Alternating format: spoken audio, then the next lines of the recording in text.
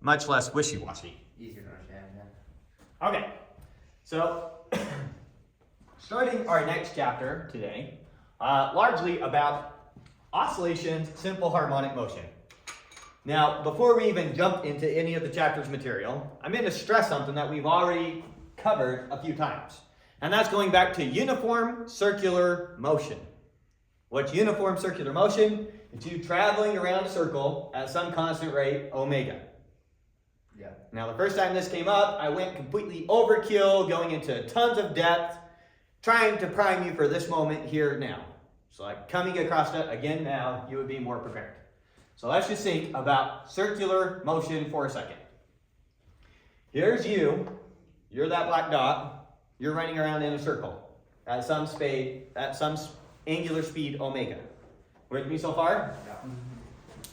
Yeah. We're assuming that it's a constant rate, so your angular acceleration is 0.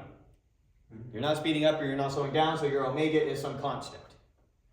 If your omega is a constant, what is your angular position? It's just the integral of that constant. That's right. So it's just going to be omega t plus some initial omega naught wherever You started. not omega, theta naught, which is just wherever you started. Okay. Good so far? Yeah. Now, for no reason in particular, I'm just going to replace that theta naught with a phi, Capital P. capital phi. So there we go. That's what I'm going to use for omega naught. Theta naught. I'm going to say that way too much. Okay. Now, talking about you running around in a circle, getting exhausted. There you go. Rather than tracking your position on the circle, we're just going to track your x-coordinate. Forget the y-coordinate. We're just going to track your x-coordinate. Right? So you start right here on the circle, and you're going to go around, around, back, and then back this way. And back and forth, just tracking your x position. Now, what is your position on the circle if it has a radius r? Your position is always r times cosine of theta, r sine of theta for your x and your y coordinate. If we just care about your x-coordinate, then your x-coordinate is always just r times cosine theta. Yeah. Right? Now, your theta is just going to be your angular, what's your angular position? It's your angular speed times time, plus your initial angular position. That's going to give you your new angular position at any time. Yeah. So your x-coordinate at any time then is just going to be r times cosine of theta omega t plus phi. Just substituting that in for theta. Yeah. This will give you your x position at any time. Now I'm going to, rather than talk about the radius of the circle as little r, I'm just going to call the radius of the circle big A. Okay. All right? So A there is just the radius of our circle. Strange. Okay. Okay. Now let's kind of just think about a special case. Let's say that you're on the circle, here you are running around the circle, and it happens to have a radius of exactly 1 meter. Okay. So it has a radius of 1, whatever, just 1 meter, 1 centimeter, whatever you want to think about. And you start from theta equal to 0. Okay. So your x position, this is the function. We're assuming that the radius is 1, that your phi, your initial angle that you're starting at, is 0. And we'll assume that you are running at a rate of exactly 1 radian per second. Okay. So it's just. So here's your position. Right. This is going to give us your position running around the unit circle. You with me? Yeah. Now, let's plot that. Hopefully you remember from trig, plotting your trig functions. But let's plot that and see what it is. Yeah. So you start out right here, x position 1. As you run around the circle, your x position, once you get to pi half radians, then your x position is 0. Continue running around the circle, now you're over here, your x position is now down here at -1 by the time you've gone pi radians. Yeah. And then 3 pi halves, and then 2 pi, and now it repeats. So plotting your x position as a function of time, it's going to look something like this. Right. Okay. Where this right here is your time radius. So where are you going to be after 2 pi seconds? Plug in 2 pi for that. You're going to be back where you started. Yeah. Initial. Good so far? Now let's just graph one out, just a little bit more complex, to try and get a feel for this. And see what these different numbers affect. So now we're going to assume that you're running around a circle with a radius of 2. That you started at the position pi half, so you start at the top of the circle. And now you're running 2 radians per second. Okay. So after every second, you run 2 radians around the circle. Good? Yeah. Okay, so starting out at time 0, where are you? Yeah, pi halves. Or sorry, yeah, 0. Plugging in 0 for t, Pi halves. No, then you're at cosine of pi halves. What's cosine of pi halves? 0. 0. 0 times 2 is, 0. so you start out at 0. Now let's plug in pi fourths. Pi fourths. Plugged into timeout. It's just pi. Huh? Pi times pi over 2. So pi fourths times 2 gives us pi halves, plus pi halves gives us pi. Uh-huh. Cosine of pi is, 1. Negative 1. times 2 is Negative 2. negative 2. So down here we're at negative 2. Okay. So after pi 4 seconds, we went from right here over to right here Yeah. on the circle. Yeah. The circle has a radius of 2, so we're now at position negative 2. Yeah. Okay, what about at pi halves? We just did that, didn't we? No, we did pi fourths. Oh. So now pi halves times 2 is Pi times plus pi is 3 pi halves. 3 pi What's halves. cosine of 3 pi halves? 3 pi halves. 3 pi halves is at the bottom of the circle. 3 pi Oh, halves. is that It's really 2 0? and 2. 0. Sorry, yeah, Zero. 0. 0. 2 times 0 is? 0. And so we're back at 0. Okay, now let's plug in over here at 3 pi fourths. 3 pi fourths. 3 pi fourths times 2 is 6 3 pi halves. 3 pi halves. Just 2. 6 pi fourths or 3 pi halves, same thing. I'm getting Plus pi halves is 2 pi. Pi. Cosine of 2 pi is 0. Or 1, sorry. 1 times 2 is, 2. so it's back up here at 2. I mixed it. Okay. Plug in pi, 2 pi, 0. with the pi halves offset is going to put us back at 0. Plug in over here at, what is that, 5 pi fourths? 5 pi fourths gives us 5 pi halves, Which is plus 2. pi halves gives us 3 pi.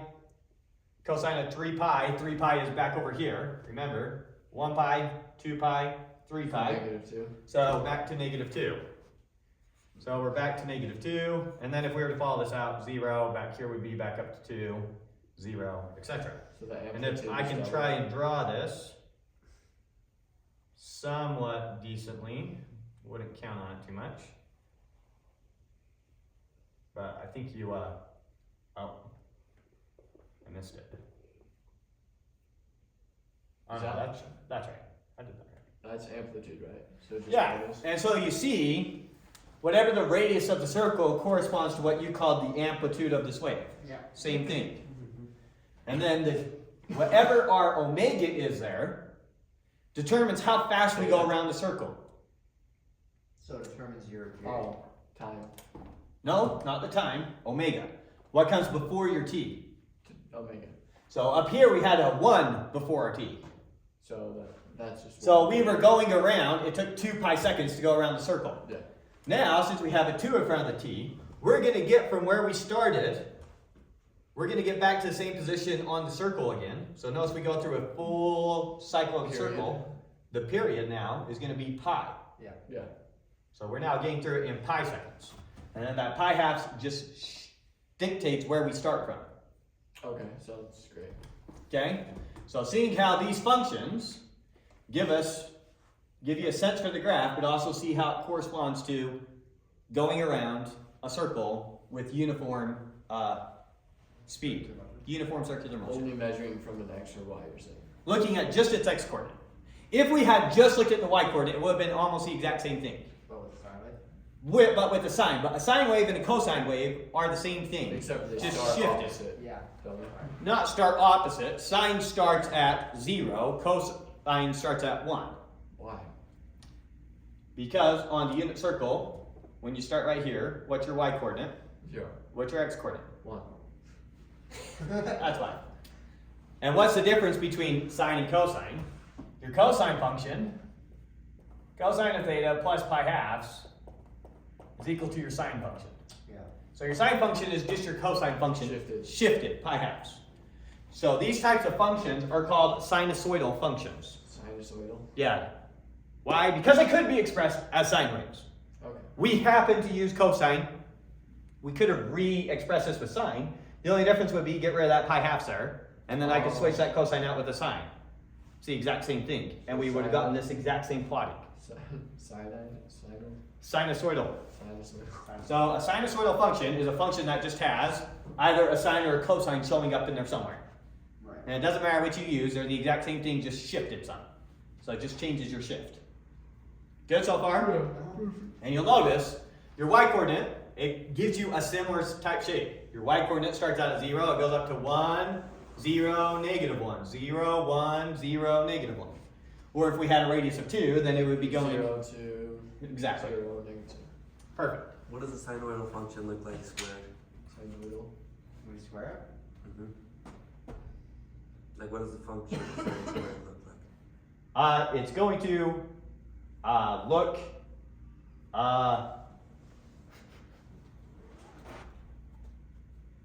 kind of depends, but you'll have to just look at it. When you square the small number, it gives you a smaller number, so it's going to grow less. And then when you square a number greater than 1, it's going to make it even bigger, so it's going to grow more. So compressed. So it's going to become, it's not going to become compressed. It's not going to be compressed this way, if that's what you mean. It'll be stretched out in a funky way.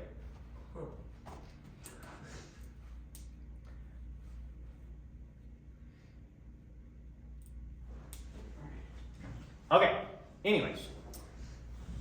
So now, starting actual chapter material. That was all a side note, and that's going to be a very useful side note going forward. So we're starting out with something called simple harmonic motion. What is simple harmonic motion? Imagine this weight is tied to a spring sliding along some frictionless surface. Okay. Gotcha. I grab the weight, I pull it out some, and I let it go. We're going to say completely frictionless, nothing's lost to the spring. What's going to happen with that weight as I let it go? It's going to go It's going to go back and forth and back and forth and back and forth and back and forth like that. Now, using Hooke's law, the force on that weight is going to be equal to negative k times x, where k here is just a spring constant and x is your position. Now notice it has that negative sign, which means that the force is always opposite your displacement. If I were to grab the weight and pull it this way, the force is that way. Yeah. If I were to compress the weight and push it this way, so it's on this side of my equilibrium position, then the force is that way. So once you have your equilibrium position, your force is always opposing your position. Now when your force is related to your position in this way, when they have a linear relationship, then you're going to get what we call simple harmonic motion. Simple harmonic motion is when you have the fact that it's always opposed to your position means it's what we call restorative force. It's always trying to restore you to your equilibrium position. That's what we mean by restorative force. And notice that it's directly proportional to your position. The larger your position, the larger the restorative force. The further away I pull that weight from the equilibrium position, the harder the spring pulls back on me. And it does so in a linear way. This is when we get simple harmonic motion. So we want to come up with some equation. So I take this weight, I pulled it back and I let it go, and now it's moving back and forth, right? I want to come up with some equation that tells me where it is at any time. So I want to know, what does x equal? X equals, I want x as some function of time. What does that equal? That's what I'm looking for. Equals just force over negative k, doesn't it? Oh, sorry. As a function of time, not as a function of the force. Right. Okay? Yeah. So that is our big problem. Now, I know that the force, the only force on this thing is the spring pulling on it with negative k times x. I mean, you could say it's resting on some object, pushing down by gravity, and a normal force pushing it up, but those cancel out. So the net force on it is just the force due to this spring. This marker doesn't draw very good. I thought it would kind of get better as I used it. Okay, so here's the net force acting on that object. Using Newton's second law, what does Newton's second law say? The sum of the forces has to equal the object's mass times its acceleration. Right. With me? Yeah. I'm going to move the kx over here on the same side as my ma. So that's just moving it over. Yeah. You with me? Now acceleration, what is acceleration? Oh, sorry, before we do that, divide everything by m, so we get acceleration by itself. So I have acceleration plus some constant times x equals 0. Now, what is the definition of acceleration? It's a derivative of velocity. The integral It's a derivative of velocity with respect to time, where velocity is the derivative of position with respect to time. Right. In other words, acceleration is the second derivative of position with respect to time. Yeah. So I know that the second derivative of position with respect to time, plus some constant, remember k is just the force constant, or is that what it was called for a spring? Yes. It's a constant for the spring, and m is just the mass of the object. Those two are just constants. Okay. They don't change as this object moves back and forth. Yeah. Okay. So I have the second derivative of position with respect to time, plus some constant times position is equal to 0. Whatever function x makes this true is the function I'm looking for. So I am looking for some function x such that when I take its second derivative with respect to time, and I add to it k over m times that function, I get 0. Right. That is going to be the function x I'm looking for. So I'm looking for the function x that satisfies this. You with me? Now, you have not learned how to deal with differential equations like this. So let me put a pin in this. So put a pin, here's a line separating. Let me just go back to a scenario you know how to handle. Imagine it said we had not the second derivative of x with respect to time plus some constant times x equals 0, but imagine you had something just like this. Okay. The derivative of x with respect to time plus some constant times x equals 0. Okay. You know how to solve stuff like this. We already did that. How do we solve that? Move the kx to the other side. And now, put the x with the dx and the dt over there.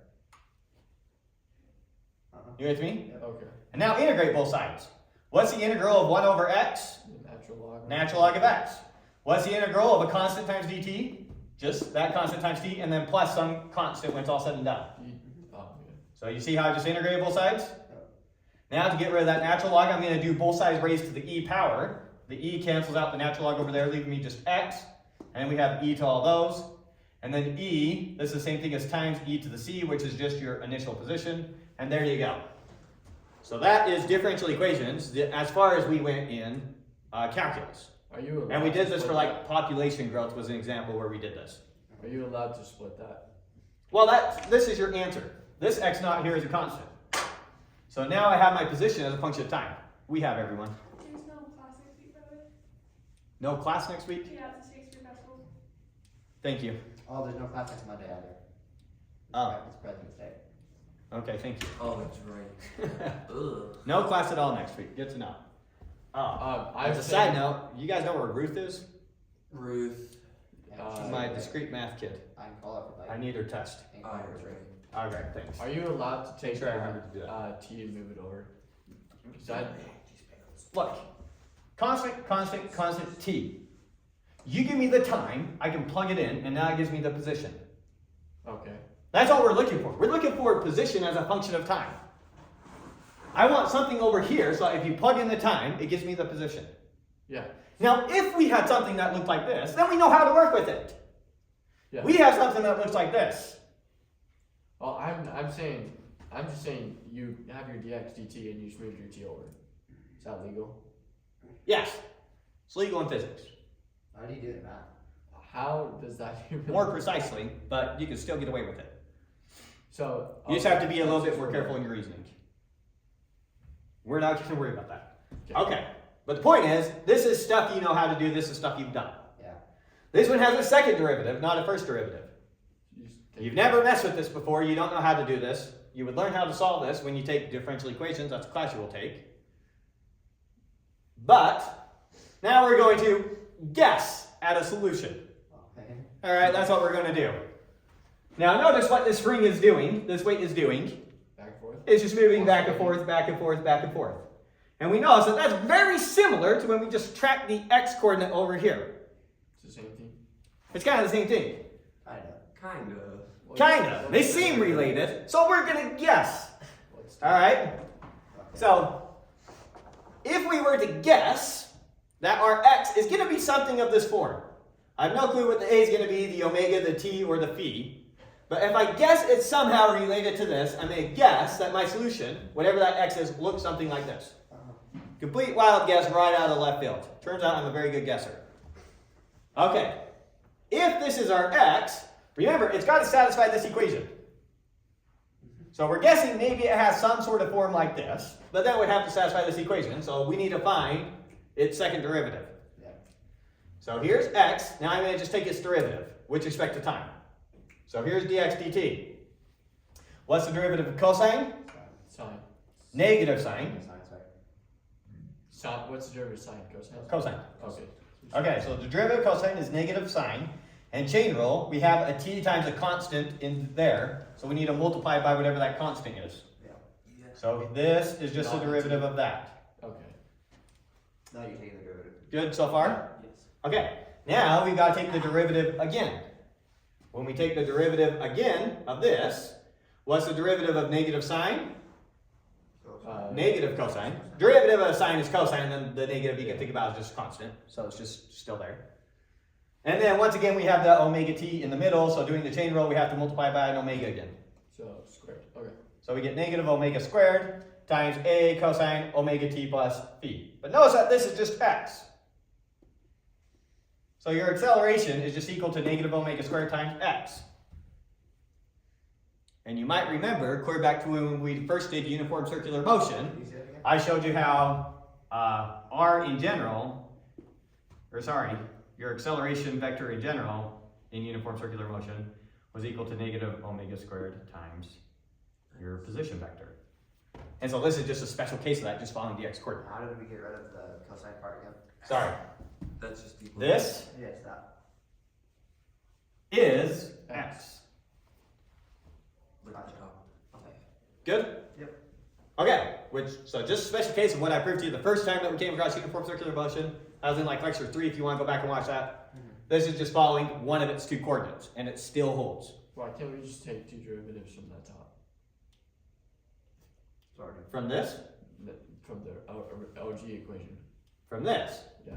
We are looking for some function x, such that when you take its second derivative twice, and you add it to k over m times that function x, you get 0. We're trying to find an x that makes this true. Oh, I see. It's not obvious, you can't just look at that and figure it out. Yeah. And I told you, you could solve it if it looked like this, then you knew how to find the x. Here's the x that satisfies this. If I take the derivative of this with respect to time, put that there, and I add it to k times this, put that there, you get 0. Okay. Let me just make sure you see that all the way. What is the derivative of this? Let's really quick look at dx dt. What's the derivative of an exponential? Just the exponential.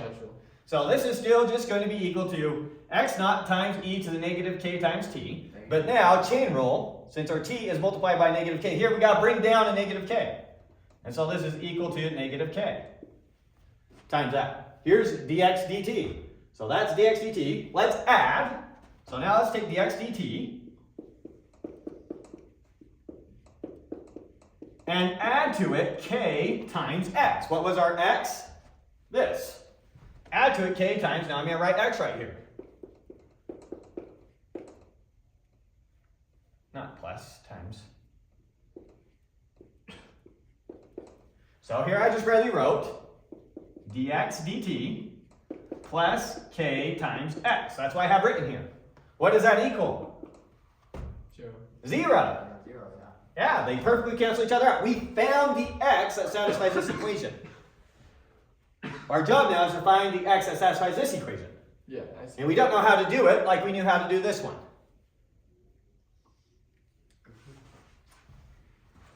Okay. So, back to where we were with our lucky guess. We were guessing it would look something like this. Now, this isn't a terrible guess, because what do you know about a cosine function or a sine function? When you take the derivative twice, you get back to where you started, but the negative version. So if you have cosine, take its derivative twice, you get a negative cosine. Take a sine, take its derivative twice, you get a negative sine.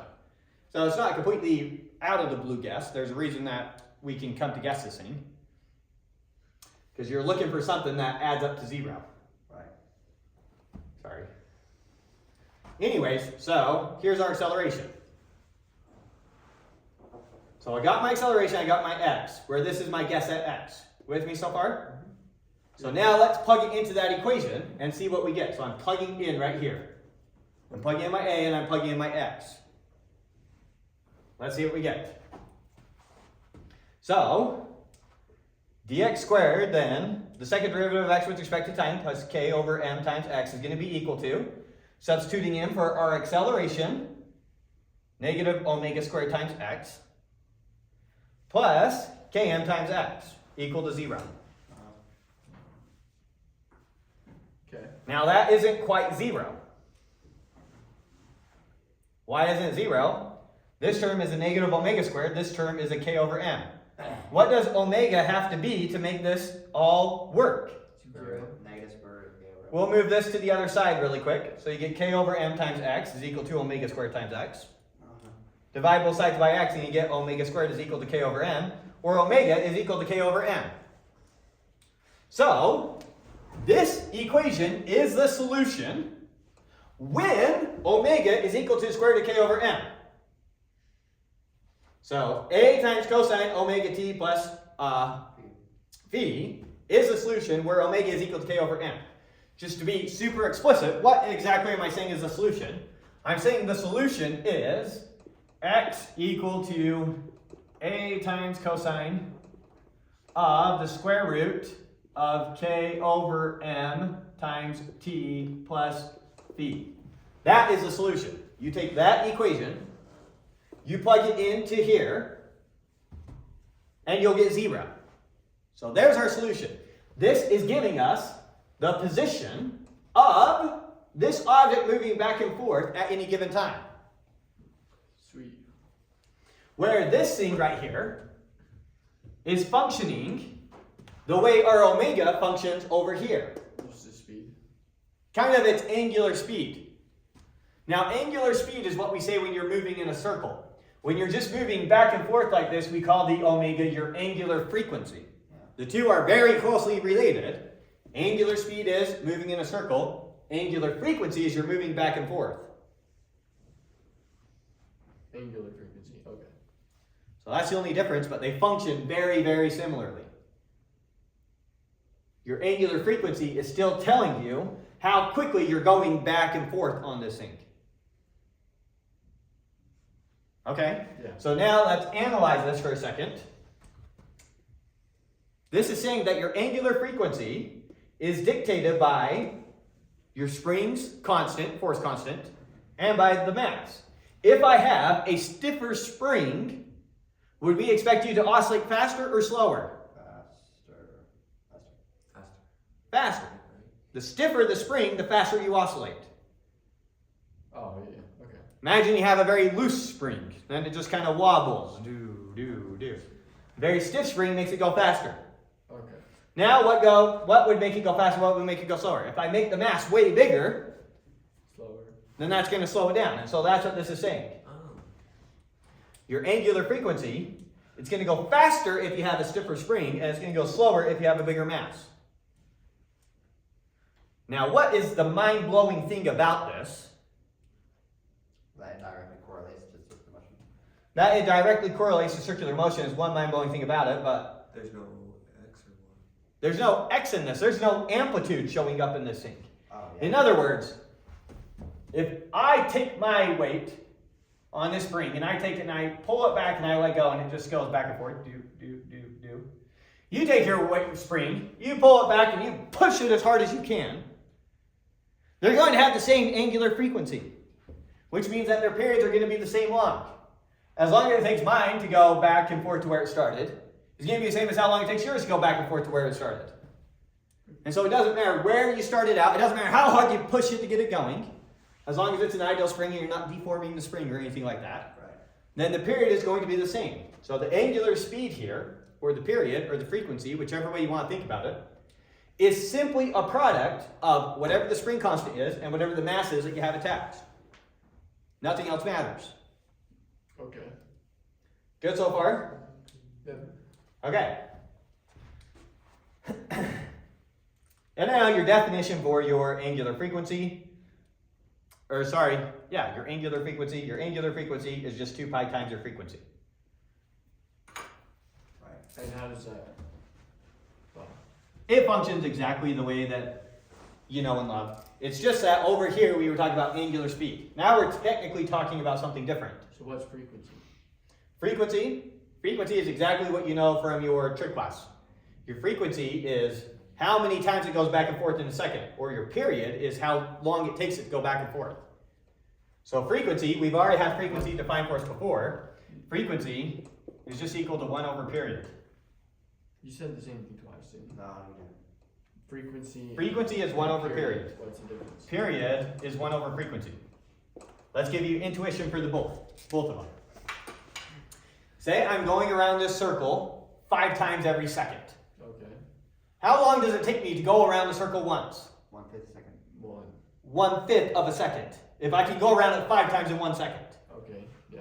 So my frequency is 5. That's how many rotations per second I'm doing. Oh, My period is 1/5. because that's how many times you go around. My period is how long it takes me to go around. My frequency is how many times I go around per second. Okay, so they just add percent. So this is how many seconds to go around once. This is how many revolutions per second. So a high frequency sound is just. High frequency sound means that there's a bunch of oscillations in a given second. Quick waves. Back and forth a lot. We'll talk more about sound waves, not next week, but the week after that. You're saying 2 chapters from now? Yeah, oh yeah, 2 chapters since next week we have to skip. Okay, so that's already frequency, that's already period. What is angular frequency? We're just taking your frequency and we're multiplying it by 2 pi. Rather than saying frequency is how many revolutions per second, we're now going to talk about how many radians per second you're going. Okay. So if you're completing 5 revolutions per second, how many radians are you completing every second? 2 pi. 2 pi times 5. 10 pi. Because 1 revolution is the same thing as 2 pi radians. So 5 revolutions is 5 times 2 pi, or 10 pi radians. So that's the only difference between your angular frequency and your frequency. Frequency is revolutions per second. Angular frequency is radians per second. So that's the only difference. Okay. Okay? And so then to calculate your frequency, if you know your angular speed, you just divide by 2 pi. If you're going that many radians per second, divided by 2 pi gives you that many rotations per second. And your frequency and your period are just reciprocals of each other. In our special case, so the black is their definitions in general. In our special case, when we're talking about a spring moving back and forth this way, our omega, we found out, is equal to k over m under the radical. Yeah. So in our special case, frequency can be calculated this way, and period can be calculated this way. So once you know the spring constant and the mass, that is all you need to know to already know the period that thing is going to go back and forth with, or the frequency, or the angular speed. They all give you the same thing. Not angular speed, angular frequency. I may accidentally mix up the two. Angular speed is for a circle. Angular frequency is for an oscillation. Back and forth. Good? Okay. Now, peak and repeat. Oh, wait, no. We're going to talk about energy. Oh, I didn't write up the simple pendulum. Oops. Oh well. Yeah, forget I said that. Sorry. I thought that's what we were about to move to. But we're not. We're moving to energy. Okay. Switching gears now to talking about the energy in a system like this. Once again, same thing. I take that mass, I pull it away from its equilibrium position, some displacement big A, and I let it go. Okay. Did we already talk about why big A in this equation is how far you displaced it? No, but it makes sense. So if I take that back and I pull it and let it go,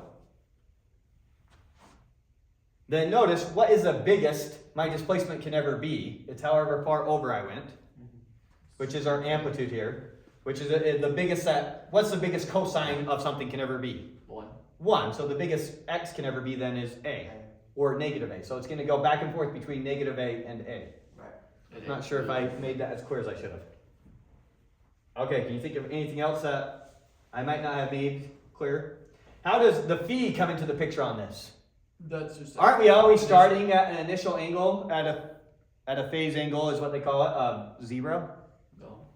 What do you How say? would this ever enter the equation? That's your initial. That's where your pull. That's where you get your A. But don't I always just start at A? No. What? And the way that that comes into the picture is rather than pulling it back to A, I could have pulled it back this far and kind of gave it a push at the same time. And then so when it comes back, it goes all the way to A. Because I started out with a little bit of a push. So A is the furthest this way it goes. And negative A is the furthest that way it goes. It's not necessarily the start position. Yeah. Okay. Because I can pull it back some and then release it with a push. Rather than just letting it go, I can give it a push start. Okay. Right? Imagine it start at equilibrium here. And rather than pulling that spring to get it going, I just give it a kick and jump out of the way. Now it's going to keep going because I gave it some initial burst. So that phase angle, this is going to account for where you actually start it. The A here is going to be the max displacement you get out of it, the amplitude. Okay. Okay, both those things make sense? Yeah. Sorry.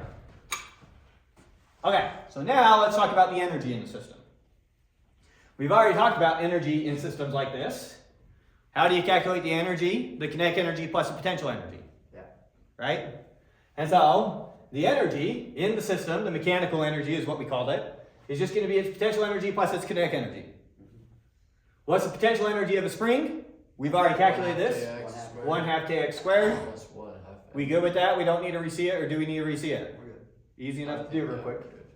Okay, and then the next one here is, hopefully you're very, very comfortable with now, kinetic energy. Okay, written all out.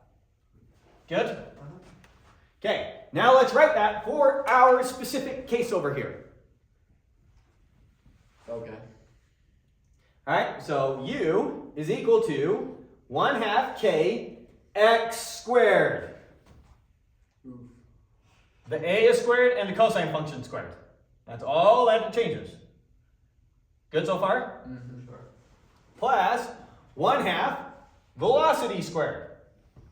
Notice the negative sign goes away because we're squaring. So you got the omega squared, the A squared, and the sine squared. Yeah. Okay. Okay. Now,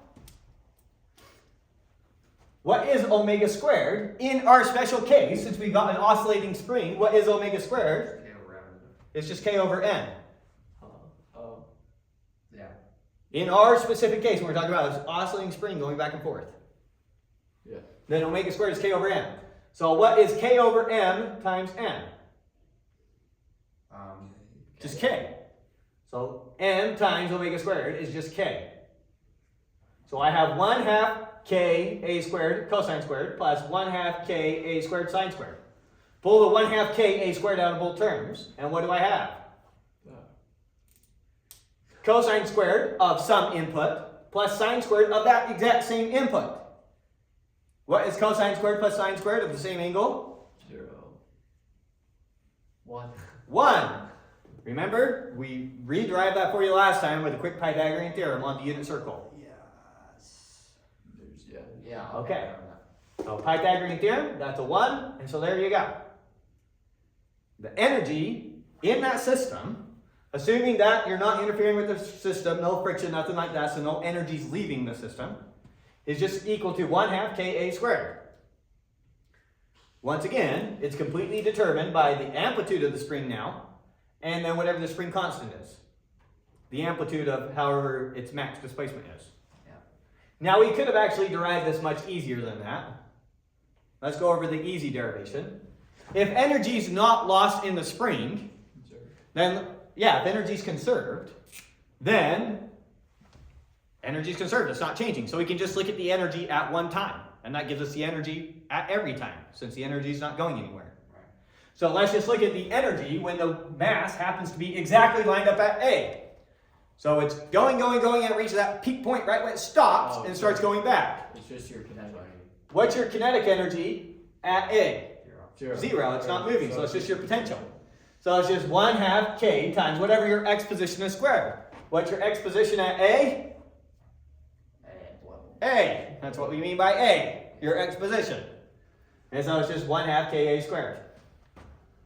But A, if A, yeah, you're right. Does So there's the easy way we could have done it. Good? Okay. How do we model this when we are taking into account deteriorating energy? Like you don't have to bring. We'll do that next. So we're gonna, actually I wanna do 2 more quick things with these before we go to those examples. So we're gonna do a bunch of examples real quick and then we'll continue lecture material. But very common, what's going to happen is, we are going to know the initial position of our spring. We're going to know its initial position, and we're going to know its initial velocity. So I'm going to say we start out by stretching the spring out some distance, 50 centimeters, and we start out by giving it a push, so it starts out going that way at 2 meters per second or whatever. And that's going to be how a bunch of the problems start out, giving you some initial position and some initial velocity.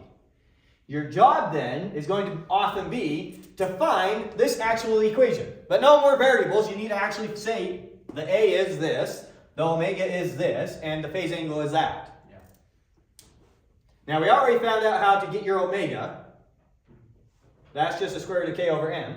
So I need to show you really quick how you can always get your amplitude, your A, and then also your phase angle.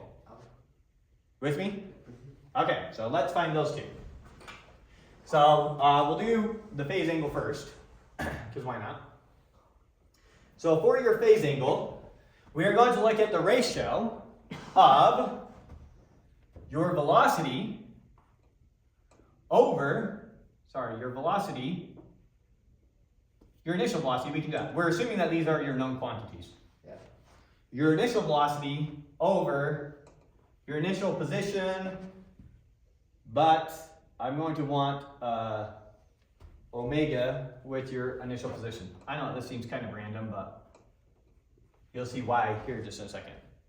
Here's the quantity I'm going to look at. Your initial velocity over your initial position times omega. Okay. Where do you pull that from? So far it seems like it's coming right out thin air. I'm just going to look at what this is. Since we're assuming you know the initial position and we're assuming you know the initial velocity, and you can calculate the omega already, you already know how to do that. Okay? I'm going to use this to figure out our phase angle.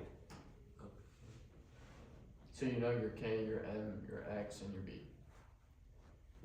Yeah, so we're assuming we also know what our spring constant is, and we also know what the mass is that we've attached to it. Good.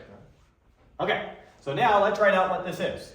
What is your initial velocity? Well, that is negative omega times A times sine of, remember, initial means at time 0. So here's our velocity at any time.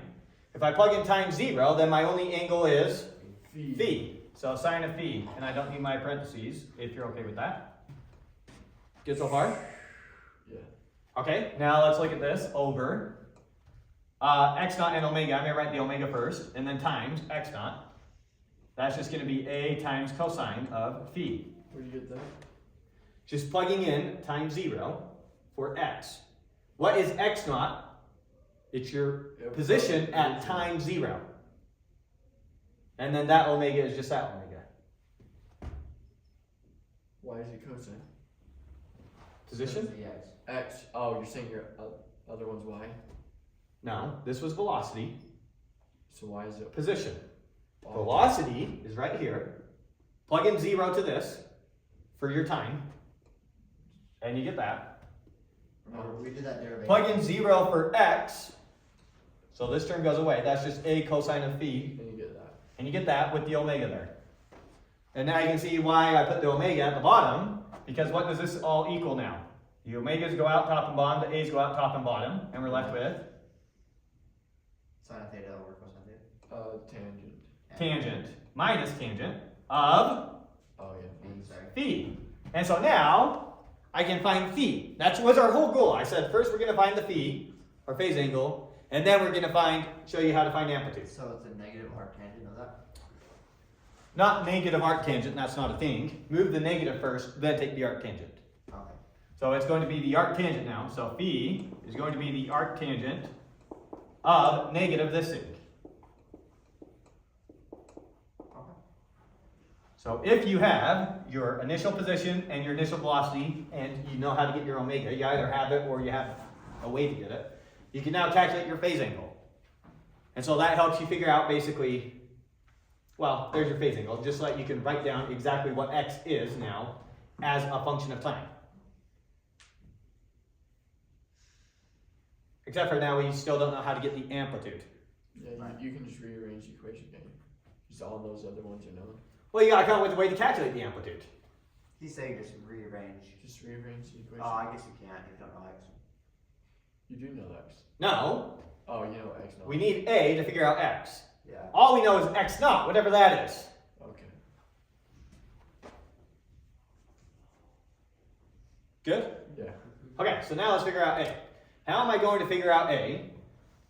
This time I'm going to look at x naught squared plus v naught squared over omega squared.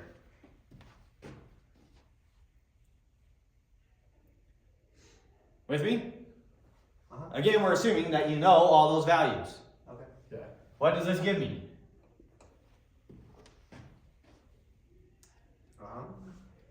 It gives you omega times a cosine of v.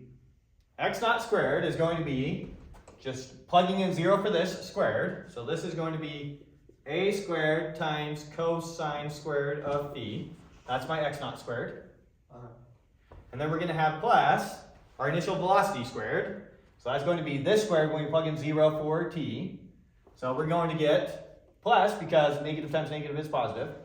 So we're going to get an omega squared times a squared times sine squared of phi all over omega squared for that omega squared. You with me so far? So your omegas cancel out? All right, that's the whole reason for putting the omegas there. Just make sure that those cancel out. And then that's the same thing as a squared times 1.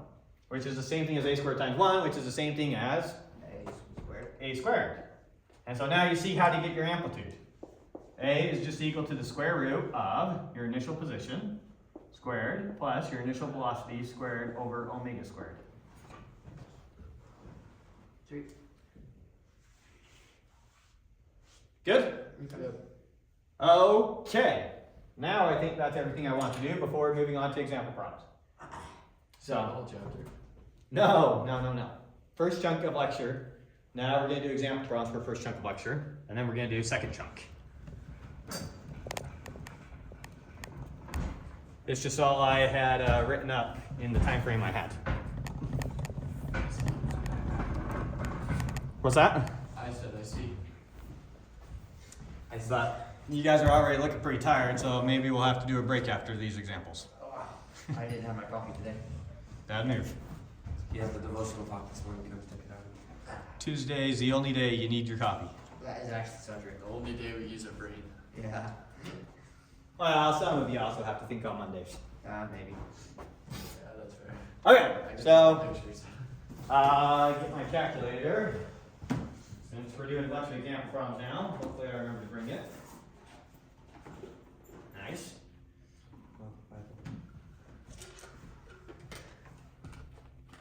All right, and let's look at example 14.1.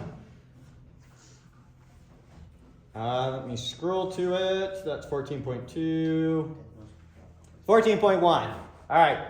So 14.1, it says an ultrasonic transducer used for medical diagnosis oscillates at 6.7 times 10 to the 6 hertz. Okay. Huh? What it hurts. Hertz? The units of hertz are 1 over seconds. Huh? What? It's a unit. It's 1 over seconds. So when I see 64 hertz, what is that? So 1 over 6 seconds. That means it's doing 60 rotations or oscillations every second. So 432 hertz is a lot. 432 hertz is back and forth 432 times in a second.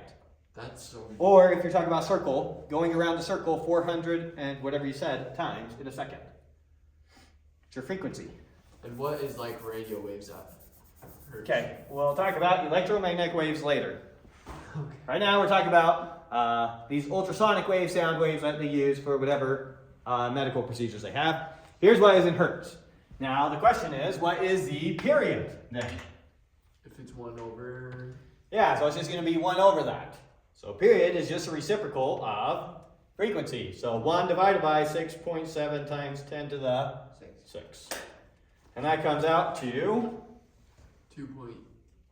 1.5 times 10 to the negative 7 seconds.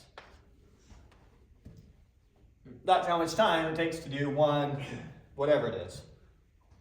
Or you could say 0.15 microseconds if you want. Okay. Right. Okay, now what is your angular frequency? Here's your frequency, what's your angular frequency? How do you get angular frequency from frequency?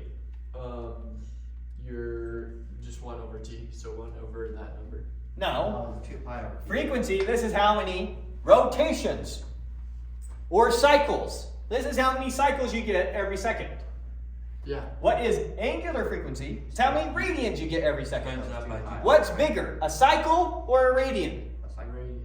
A cycle. A cycle has 2 pi radians in it. That's right, I meant that. So, if you're doing this many cycles per second, You times it. how many radians per second are you going to do? You just do that times 2 pi. Okay.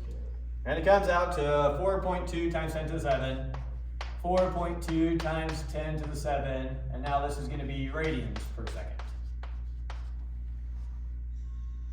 Good? Yeah. Okay. Example 2. I've got some mysterious spring here. First thing I do is here's its equilibrium position. First thing I did, I grabbed that spring and I pulled with exactly 6 newtons. And I saw that that stretched my spring 3 centimeters. Okay. Okay. Okay. Now, I attach a weight to the end of the spring, which weighs 0.5 kilograms. This time I only pull the weight 2 centimeters, and I let go, and I let it start oscillating. Okay. Our job is to first find the spring constant, then find its angular frequency, and its period. So the spring constant is just negative We x over have x. mass and x. Yeah, so from our spring constant, I know that 6, my force, has to be equal to negative k times whatever the displacement was to produce that force, in this case 0.03. Right. So, what's 6 divided by 3 times 100, I guess, is one way you could think about it. Wait, what formula is It's that? going to be 200. That's Hooke's law. Oh, Hooke's law, okay. Yeah, that's how we got this. Yeah. Okay, now that we have the k, what is our angular frequency? Angular frequency of k. It's just k over n under the radical, which in our special case is just literally plug in the numbers. Under the right. So that's just going to be the square root divided by 0.5, the same thing as multiplying by 2. So the square root of 400, or in this case it's just going to come out to 20. Okay. So it's going to be 20 radians per second. The frequency equals 1 over t. The frequency now, this is your radians per second. This is oscillations per second. So I have to divide this by 2 pi. Oh. Okay. So when we take 20 divided by 2 pi, we get 3.2. So our frequency here is equal to 3.2 hertz. Oops, capital H for hertz. Okay. And now what's our period? Our period is just a reciprocal of our frequency. So 1 over So the- that's- So 1 divided by that, so it should be like a third a second. And so in this case it's 0.31 seconds. So 1 divided by what? You're saying 3.2 divided by. 0.31 seconds. Say 1 Your divided by period is just a reciprocal of your frequency. And that's 1. 1 divided by 3.2. So there's no 2 pi in that. No. Now, the 2 pi was going from here to here, or from here to here if we wanted. Okay. Okay, so there it is for that. Okay, sorry, should have been scrolling to us at the same time to make sure we got the right numbers. Period, 3.1 seconds. Frequency, 3.2 hertz. Omega, 20 radians per second. Good. Okay, so now the next example problem. Example 3. We give the glider from example 2 an initial displacement of 1.5 centimeters, and an initial velocity of 40 centimeters per second. Find the period, amplitude, and phase angle of the resulting motion, and then write the equations for position, velocity, and acceleration. Okay, so we're dealing with this right here. This time, all I know is its initial position was 1.5 centimeters, and I gave it a push at the same time, so it starts out moving at 0.4 meters per second. Okay. Our job is to find all these values. Now, first off, period does not care about your initial position. It does not care about your initial velocity. It's just a function of whatever the mass is and whatever the spring constant is. So your period here is the exact same as your period here. This is 0.31 seconds. That doesn't change. Make sense? The only thing that dictates your period is the k and the n. Because period is just a function of omega, and omega is just the square root of k over n. Oh, so 2 pi, okay. So it's just exactly what was before. You could plug in the formula that we have over there for it. You could do 2 pi divided by omega. First find omega, then do 2 pi divided by omega, and you get that exact same number. How do you find So that? that's probably the only reason that they're making us find it again. Now amplitude. I now gave you a formula for finding the amplitude when you know initial position, initial velocity. Square root of x naught. Right, so this is just going to be x naught squared plus v naught squared over omega squared. Right? Yeah. Yep. And once again, these are all known values, or omega doesn't change, or omega is going to be the same as it was before. So omega is still just equal to 20.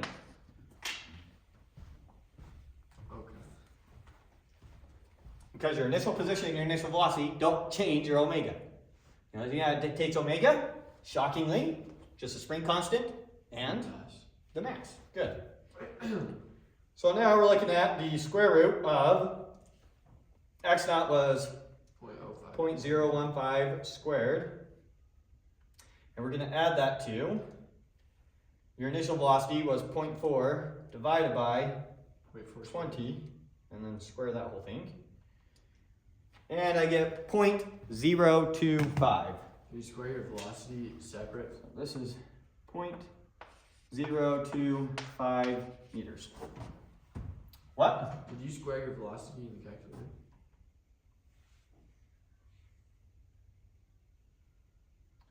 Did I square my velocity? Yeah, I squared both of them. Okay. Okay. So let's see. Yes, amplitude 20 or 2.5 centimeters. Okay, now let's find our phase angle. How do we find our phase angle? We'll do that over here to give us more room. Our phase angle is going to be just the arc tangent of what? Negative v naught over x naught times omega. I got it?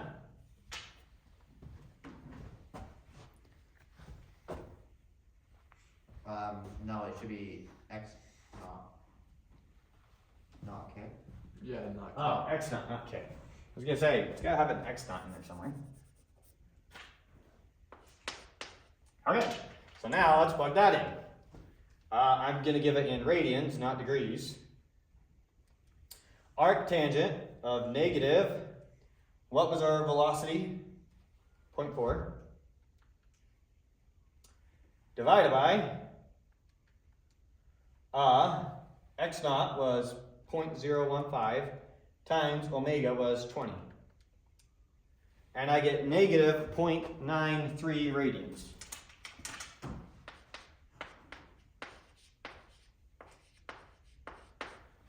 So that's going to be a phase angle starting out down of like negative 50, I don't know, 8 degrees, something like that. 1 radian is roughly 60 degrees, so that's where I'm pulling 58 out of a half. Okay, so that's going to be our phase angle. Now, they want us to come up with the equation for the position, the velocity, and the acceleration as a function of time. Well, what is position now as a function of time? Exactly what we have over there. It's A times cosine omega t plus phi. So there it is with actual concrete numbers, right? Yeah. And now, what's the velocity? The velocity is going to be negative. We're going to have to multiply it by phi, 20. So multiply that by 2 gives us a 0.025, or 0.05 times 10 gets us a 0.5. So Just take the 0.5 derivative. times Yeah. sine. Yeah, just taking the derivative. That's what I'm doing. And then finally, our acceleration. Our acceleration, we know, is just negative our position times omega squared, if you want to think about it that way. Or you can take the derivative of this again, if you want to think about it that way. Doesn't matter which way. Let's see, when I multiply it by 20, multiplying it by 2 gives me the 1, multiplying it by 10 gives me the 10, so minus 10 times cosine of 20t minus 0.93, when we do it in radians, which I strongly recommend you start getting comfortable using radians rather than degrees. They're way easier. Okay, so let's check all these. We already checked our amplitude. Our phase angle, negative 0.93 radians. Good.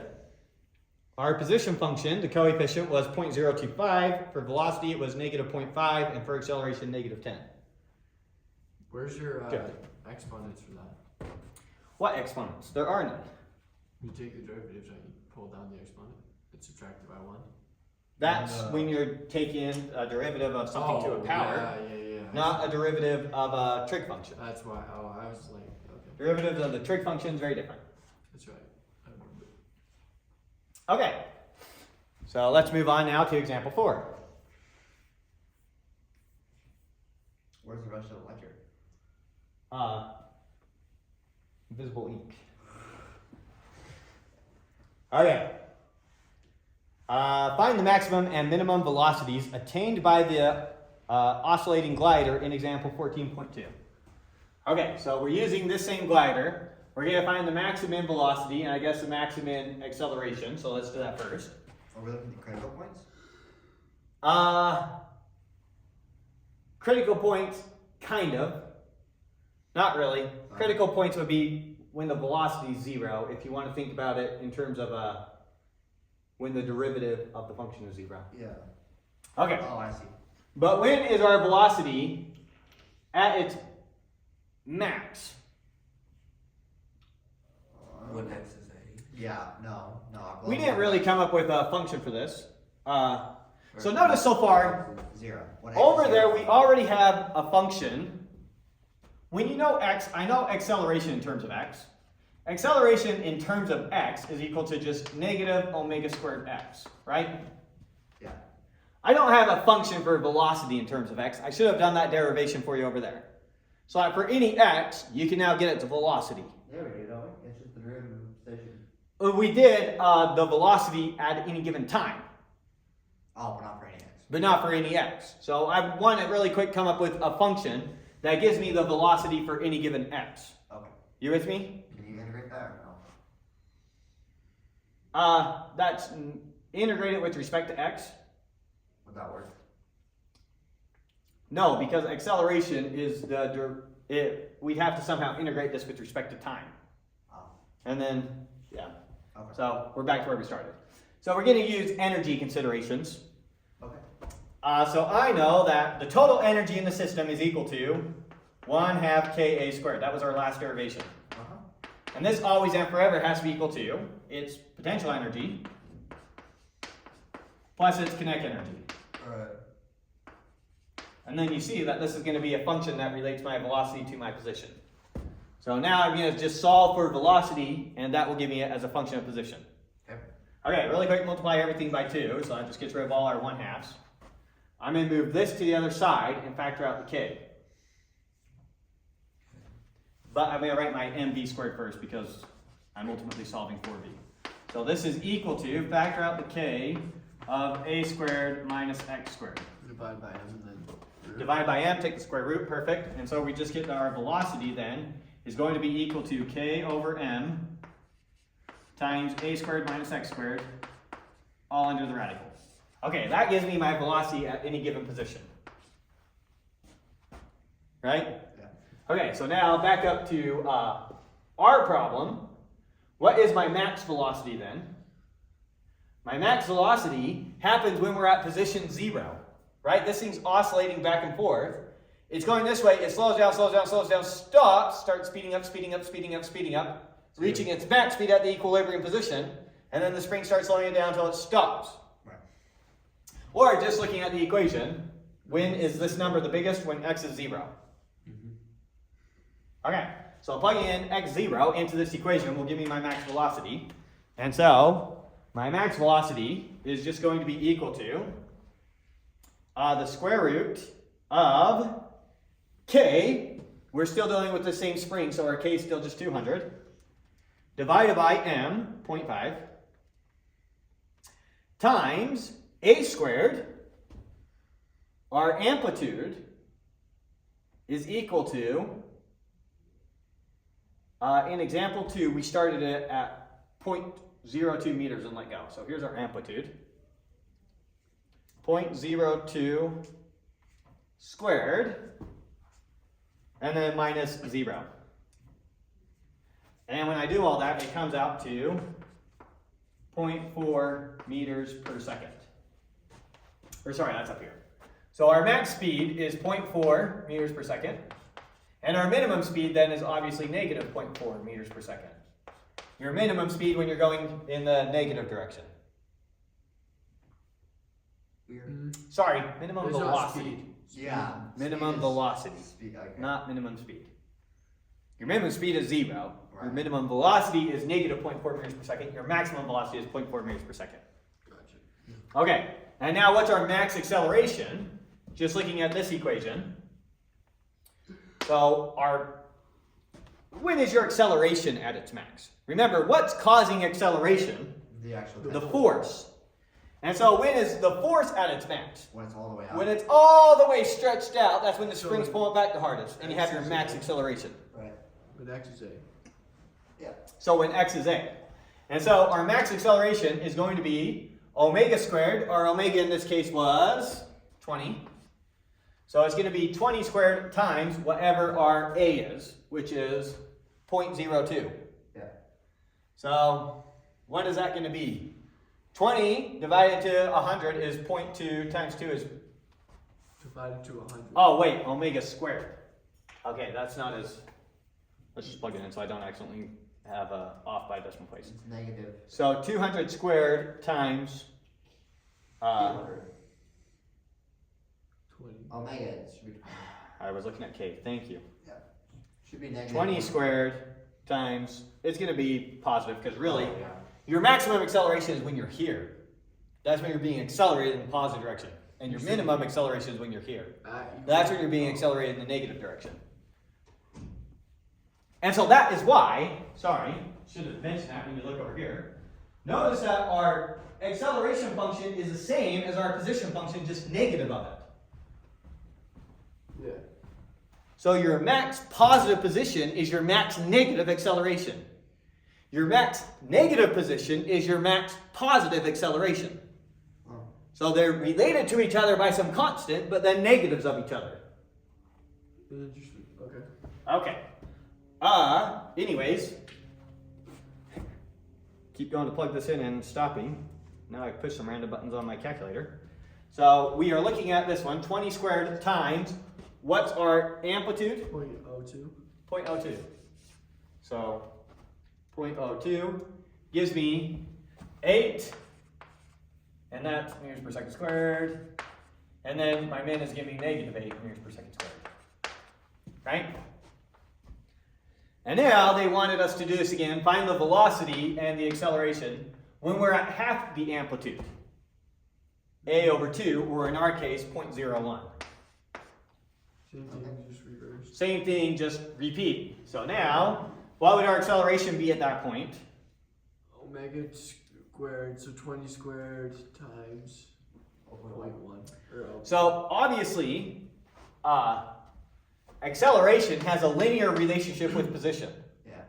So if you have the position, you have the acceleration. So it's going to be plus or minus 4 meters per second squared, depending on which way we're going. Is that like min and max? Same. Oh. This is at the halfway mark. No, it's actually just what it is. So if you are going this way, your acceleration is that way. And then if you were at the halfway mark over here, then your acceleration would be that way. Yeah. So it actually said at the halfway mark, you didn't say at a halves. And it meant half both sides. Okay. Now the velocity has a more complicated relationship with position. right? And so we would not expect the velocity now to just be half of that. That would be a very surprising fact. Right. So for our velocity, that was k divided by m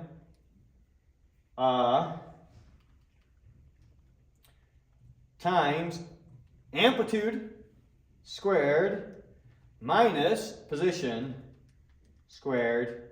And in this case, it came out to, it's going to be plus or minus 0.35 And where did you get that from? meters per second. Oh. Sorry, this is not equal to a specific number. It depends on what the x is. Okay. Okay, so the velocity is still almost at its max still. At that point. Okay, now it wants us to find all the energies at the halfway mark. First off, what's the energy in the system when we are right here? Well, it's just whatever the energy of the whole system is, because energy doesn't change. So it's still just 1/2 Ka squared. So that's just going to be 0.5 times K times A squared, which comes out to 0.04 joules. You just did U plus K, right? Now, I just did our formula that we already got for the total energy in the system.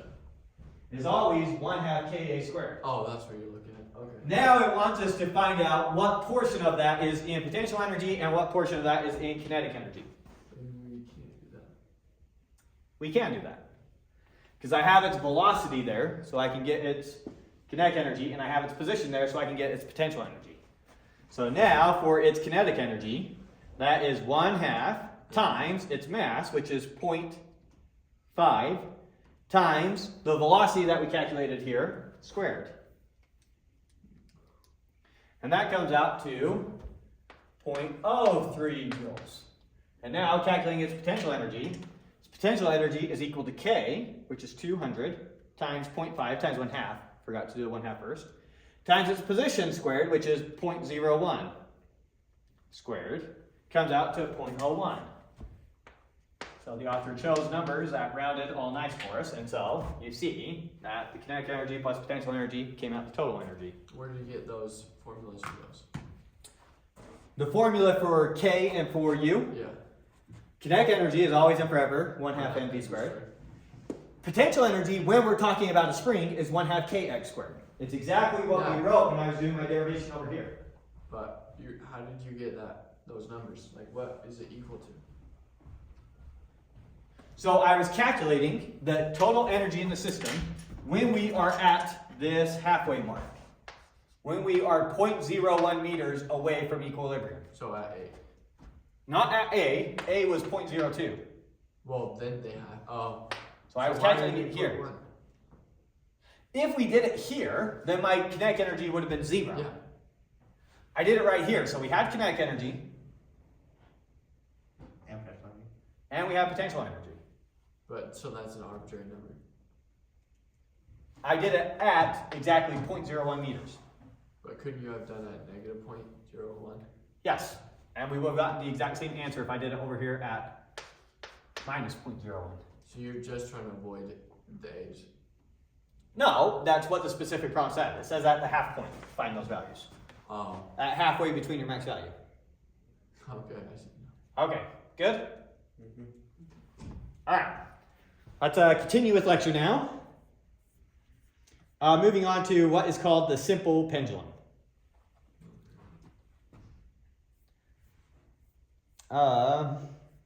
Simple pendulum. Okay. Maybe let's move the camera so I don't have to worry about going off. Is it a longer lecture? Oh, this lecture never ends. Squared. Oh, I was gonna let you guys take a break. Take a break, and that even gives me a chance to like scribble up the pictures we're gonna care about. Yeah. You drew that fast. So let's now switch to pendulums. We're gonna start out with what is called the simple pendulum. Start out with a nice simple case. Now you all know what a pendulum is, something like what you see inside of a grandfather clock. It just swings back and forth, back and forth. So here we have some pendulum. It's got some length L. We got some mass that ties to the end of the string. Here it is swinging back and forth, displays some angle theta that's obviously changing with time. Now, once again, we're going to try and model this thing's motion. Over here to the right, I just wrote its free body diagram. So we have the tension pulling up on it, gravity pulling down on it. Gravity can be decomposed into, this is going to be theta right here. mg cosine of theta, that's going to be so it perfectly cancels out the tension. And then our mg sine of theta, negative, is going to be creating our restorative force. So as you swing out, then it's pulling you back in. As you swing out, it's pulling you back in. And so it's always fighting whatever way your theta here is pointing. Just like our spring. Just like your spring, kind of. So let's really quick draw our forces. Our forces, our net force acting on the thing, then is just going to be what? Gravity. Minus mg sine of theta. Not gravity, not the net force, because remember, the tension is canceling out some of gravity. Yeah. And so it's only some component of gravity left having an effect on this thing. Using Newton's second law, what do we get? Ma is equal to negative mg sine of theta. Oh, by the way, I didn't say this. X here. I'm going to do X to model our position. X now is not one-dimensional. It's along the arc length. So your X here is equal to theta times L. Alright. It's how we've been using S's before. Yeah. Oh, okay. Oh, Theta times your radius. L is your radius. Okay. Gotcha. Is that L cooking? That makes sense. Yep. Okay. Now, cancel out M on both sides, and then bring this to the other way. I get A plus G times sine of theta is equal to 0. Now, notice how stupid close that is to what we have with simple harmonic motion over here. Very close, yeah. I need this to somehow correspond to position.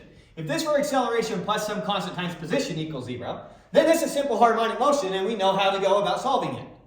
But I don't have that. If this were a theta, I would be good. Notice that theta is directly related to the position here. So if that were a theta, we would be good and we could continue going about substituting an x. But that's a sine of theta. It's not a theta. If that were a theta, we'd be good, but it's not. It's a sine of theta. Okay. And so this is not simple harmonic motion. This is not simple harmonic motion. Well, shoot. Now we're dead. Simple. Well, its approximates are really close, doesn't it? However, we are going to use something called the small angle approximation. What does the small angle approximation say? It says sine of theta is essentially theta as long as theta is much smaller than 1 in terms of radians. So as long as we're not talking about things, to give you some real world answer, you start to notice a difference when you get past like 15 degrees or something like that. So if we're talking less than 15 degrees or less, roughly is what we're talking about. Now, let me give you something a bit more quantitative to show you what I'm talking about. If you had taken calculus too, then you would know that your sine of x function in radians is equal to this, and it goes on infinitely long. Yeah. It's equal to x minus x cubed over 3 factorial plus x to the 5 over 5 factorial minus x to the 7 over 7 factorial plus x to the 9 over 9 factorial. Go on your merry way. This is how your calculators actually do the calculation, only doing it as many terms as you would care about for whatever you're rounding to. Okay. Okay? So here's how you actually calculate that thing. No reason that you would know that, I'm just telling you. You'll figure out how you come up with this in Calc 2. Nonetheless, now that we know that, okay, that's how you actually calculate sine of anything you want. There you go, now you can calculate sine of anything you want in radians by hand. Yep. Let's calculate sine of 0.1. Okay. Well, plug in 0.1, Wait, how do you x is 0.1. How do you do factorial with something that's not an integer? The factorial, we don't have an x factorial anywhere in there. So it's all integers. It's just over a number. Oh, it's never number. Okay. Sorry. So replace your x with a 0.1. Here we have an x cubed, so that's 0.1 times 0.1 times 0.1, or 1/1000. Yeah. Divided by 3 factorial is 6. Plus 1/100,000 divided by 120. Very small. Okay, so notice we have minus 0.1, and then, we have 0.1, and then we minus. How stupid small of a number is that? Take 1,000 and then divide it by 6. Way smaller than centimeter. What are you talking about? This is a 1/6 of 1,000th. This is basically 0. 6 to the 1,000. This is 1/1000 divided by 6. I give you 1/1000th of a pizza, and I say now share it with 5 other people. That is 1/6 of 1/1000. That might matter if you're doing something. It might matter, but just look at, compared to 0.1, how stupid small is that? Quite small. It's less than 1% of it. Yeah. How small is that? Incorrect. Okay, now we're in stupid Smallville. And as you continue going on, we get even stupid smaller. It's ridiculous to even talk about it. And so this whole thing basically just comes out to 0.1. Right. That's what we mean by the small angle approximation. When you plug in small numbers, then the sign of that number is basically just that number. And you can see why, because when you take small numbers and you raise them to powers, when you take numbers smaller than 1 and you raise them to exponents, they quickly get much smaller. Right? Okay. So with that said, we're now going to treat sine of theta like theta. Back to our pendulum. So using our small angle approximation, I'm now going to say A plus G times theta is equal to 0. Now what is theta in terms of x? L times. Theta is just L over, or sorry, x over L, right? Yeah.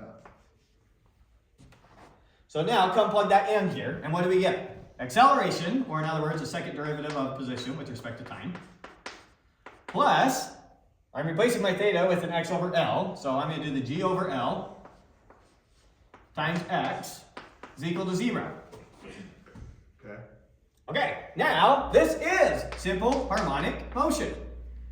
We got the second derivative of some function with respect to time plus some constant times the derivative of that function with respect to time equals 0. So now our Maggie. So our solution is x is equal to a times cosine omega t plus phi. Sure. And omega here is just this And way. now what is our omega? If we were to plug that in, our omega squared has to be the same as this term. G over L. The square root of G over L. Yeah, so our omega in this case now is just going to be square root G over L. Now notice what this is telling us. This is our angular frequency, how fast it's swinging back and forth, our pendulum. Our angular frequency, what makes our pendulum swing back and forth quicker? More gravity does. What makes it swing back and forth slower? A longer string. Right. But do it vice versa for both. If I make my string 4 times longer, then I doubled my frequency. Did you have it? You have. Sorry, then you have it. Copy. Okay. 4 times as long as string makes my frequency Or 1/4. twice as long. Why twice? Why not 4? It slows it down. Bigger L, smaller omega. Now I'm not sure why I said the first time. Bigger, more gravity, faster pendulum. Yeah. Longer string, slower pendulum. 4 times as long string, twice as slow a pendulum. Uh, So it takes longer to swing back and forth. Good? Make sense? Outside of that, now it's just identical to everything we did with the spring. Nothing changes. Yep. Good? X here is just your arc length though is good. X here is your arc length, Okay. the path that you're moving back and forth along. Isn't that basically just your X coordinate? It's really close to.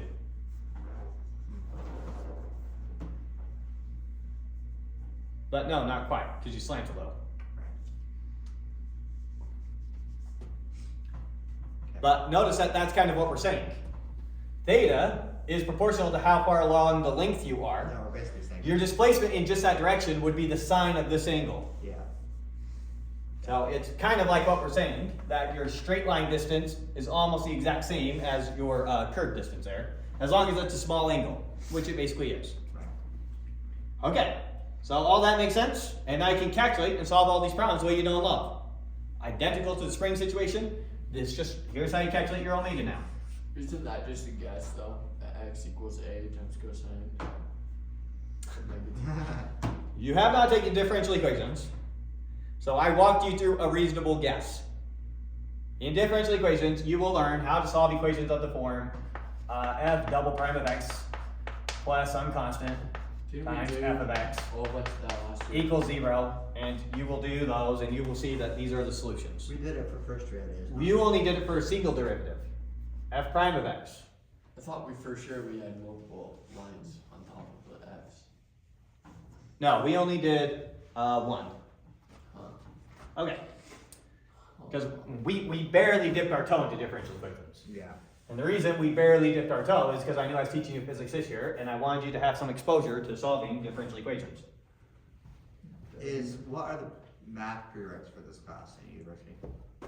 Just calculus. Typically, Calc 1. Got it. Ideally, Calc 3. By the time you get to electricity and magnetism, it's more useful because it's harder to avoid working in 3 dimensions.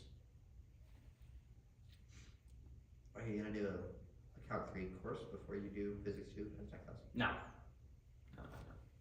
Okay, anyways, so that is our case with just a pendulum. Everything else works out the exact same way as we know and love. Cool. So maybe let's just really quick write out our frequency. What then is our frequency going to be? Your frequency, we already know, is omega over 2 pi. Yeah. So in this special case now, what does it become? 1 over 2 pi times the square root of g over L. Yeah. And your period is just a reciprocal of your frequency, so your period for this thing is just going to be 2 pi times the square root of L over g. Why did it flip? It's just a reciprocal of f. That's the definition of period. This is rotations or oscillations per second. This is how long it takes to do one oscillation. If you're doing 5 oscillations per second, one oscillation takes you 1/5 a second. They're just reciprocals of each other. Okay. And so, notice, once again, somewhat surprising, not once again, but notice somewhat surprising, what doesn't factor into the period here? The length of the pendulum and curve. The length of the pendulum does factor in. Gravitational acceleration does factor in. What doesn't factor in that you might have guessed would have? The mass. The mass has nothing to do with it. If I've got a pendulum swinging back and forth, however fast it's swinging back and forth, and I quadruple the mass, that doesn't change the period. It's going to swing back and forth the exact same as before. That makes sense. That does. Yeah, because It mattered with the spring. gravity pulls the same amount of gravity. So the street. Like you can drop 2 masses. You can drop 2 things at different masses and they'll fall the same, right? Yeah. So why doesn't it matter? If you want to think about a way that doesn't matter, mass is how hard it is resistive to swinging, but the restorative force is also proportional to its mass. Yeah. So since the restorative force is proportional to its mass, then we would expect the mass not to factor in. Higher velocity but bigger moment of inertia.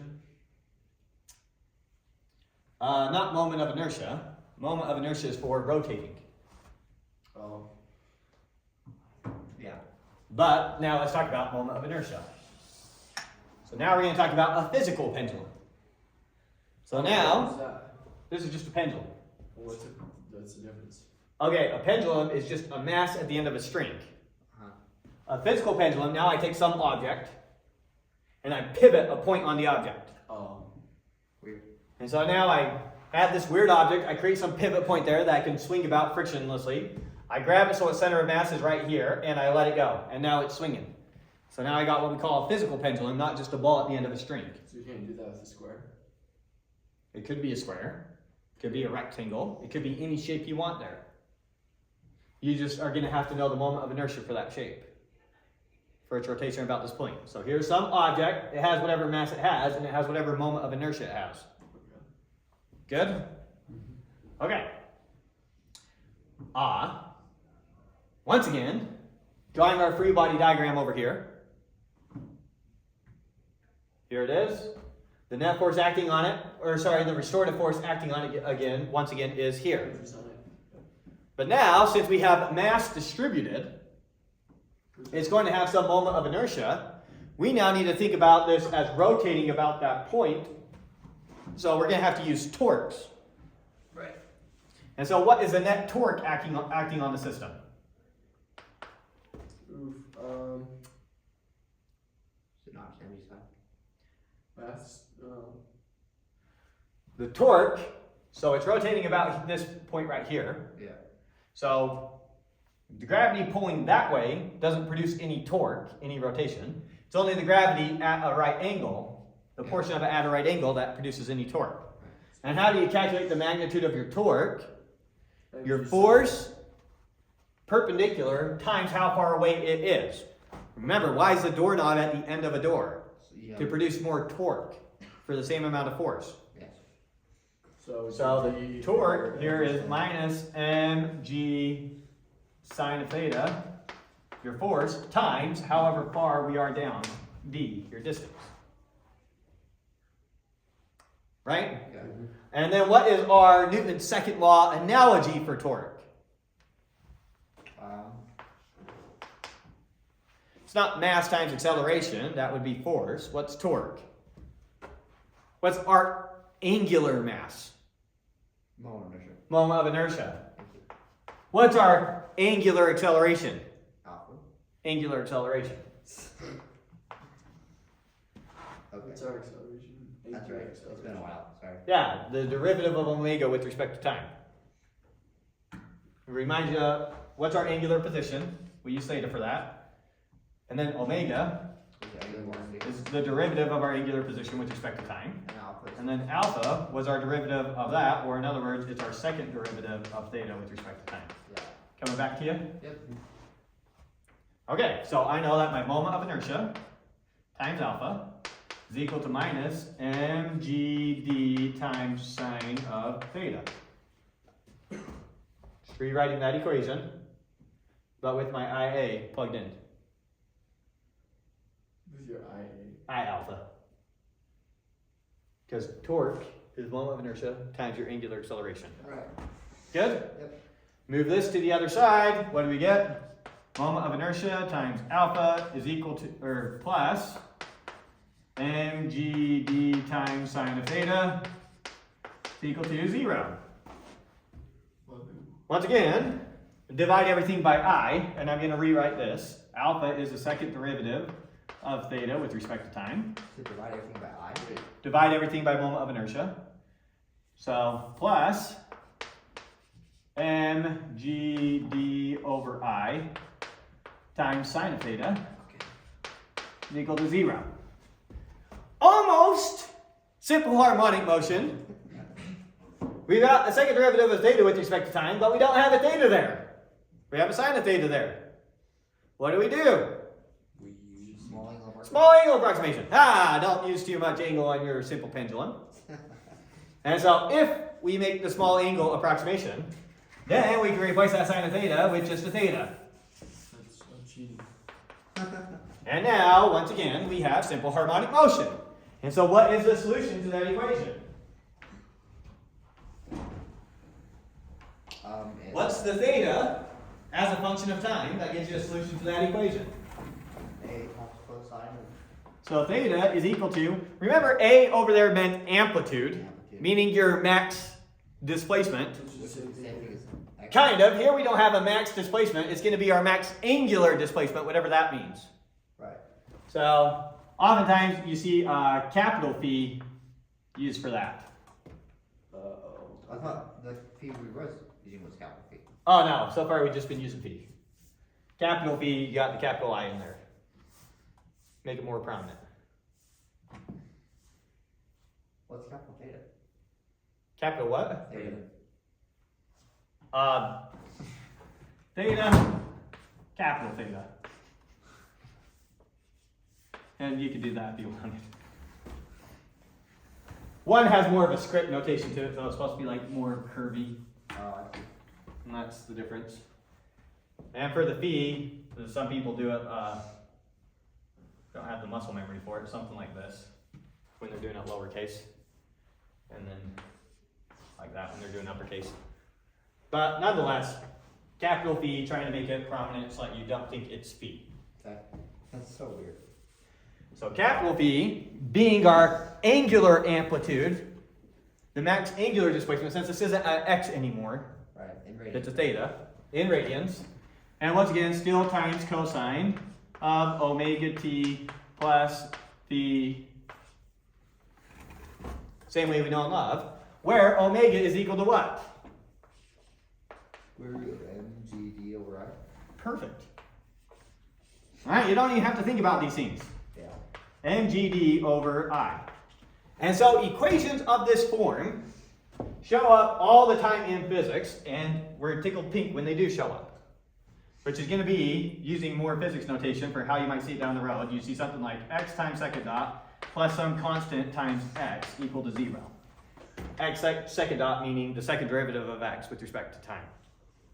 Is that Newton's notation? Did Newton put the dots above it? He used the prime notation. I think that this is just something more modern that developed with time. I have no clue where the dot notation comes from, but very common for physicists to use, but then only physicists use it, no one else does. That's same thing. Okay. So, we love when we see things with those forms show up because we instantly know the solution. The solution is something like that, where the omega is easily calculated as the square root of the constant. Beautiful. We love it. So you see all these problems are just becoming essentially the exact same problem. Yeah. Simple harmonic motion, simple harmonic motion, simple harmonic motion. With the right approximations. With, don't go crazy with your angles. Right? Same way when the object's falling through the air, don't go crazy with your air resistance. Come on, guys. Yeah. Worst case scenario, it's linear. It's proportional to the velocity. Okay, so now let's do dampened oscillations. So now we're talking about some sort of simple harmonic motion. We'll pick to use the spring so that we don't have to think about any small angle approximations. So back to our spring, moving back and forth. Maybe scribble that down really quick. Oops. Doesn't matter which one we use to talk about damping. I think this is one the author uses. Yeah. Okay. So we'll use that one as well. So we got this object. Here's its equilibrium position. We stretched it over here to some, we'll call it, actually its amplitude or whatever. Release the object, it's moving back and forth. Now in the real world, springs don't go forever, objects don't move forever. They eventually die down. Right. One of the main reasons that they die down when we do it is Frictional heat. friction. Yeah. Between the spring. The friction between the spring or between the object and the ground if it's sliding along something, or even if you get some crazy good scenario, still just a medium of like the air that it moves through. Well, doesn't the spring itself have like deep deformations and stuff that take energy out of the system? Yeah, the spring going back and forth, you're going to see the spring itself starts heating up and it gets warm, and so that's energy being lost throughout the system. So yeah, energy is going all over the place. We're going to approximate that the energy going out of the system is mostly due to this object moving back and forth and is going to be proportional to its velocity. Okay. So the force, when we add up all our forces, we're going to say there's negative kx, which is our restorative force. That's from the spring itself, trying to pull the object back. Right. And then we're going to say, and we are also going to subtract some constant times the velocity. So we're going to say whatever the energy is going out of the system is going to be proportional to how fast that object's moving. And you can kind of see this when you go and you take the springs and you get it going back and forth. You're going to see it kind of dies down fast, and then the little wiggles go on a bit longer. Right? A little wiggle kind of keeps it going for a bit. The big wiggle dies down quick to a little wiggle. Yeah. So the more velocity, the faster the energy is running out of the system. Interesting. The more of a resistive force we have. So here's the restorative force, here's some resistive force fighting your motion. And it's just proportional to the velocity. Exact same thing we did when you dropped an object through the air and you had air resistance. We assumed it was proportional to the velocity. Or actually we did it dropping through some sort of fluid, but Yeah. same idea. Okay, so now, here's what we're going to assume are the net forces acting on it. Whatever the normal force is, cancels out with gravity. Let's write down Newton's second law then. So we get mass times acceleration is equal to negative k times x minus b times v. Right? Yeah. Now, what am I going to do? Put everything on the same side and get whatever's in front of my acceleration to be a 1. So divide everything by n. So I'm going to get acceleration plus, Put your shoe in the wrong spot there, I think. But, no, that's where it goes. really? Yes. Oh, wait, sorry. You read that as a second derivative of position with respect to time. And then plus, we move this to the other side, this term to the other side, so plus b divided by m, because we divide by m, times velocity is the derivative of position with respect to time. And then bringing that to the other side, we get plus k over m times position is equal to 0. And once again, this is a differential equation. Yeah, well, that's two. Yeah, and now it has this term here and it has that term there. And so when you go and you take differential equations, you'll figure out how to solve these things.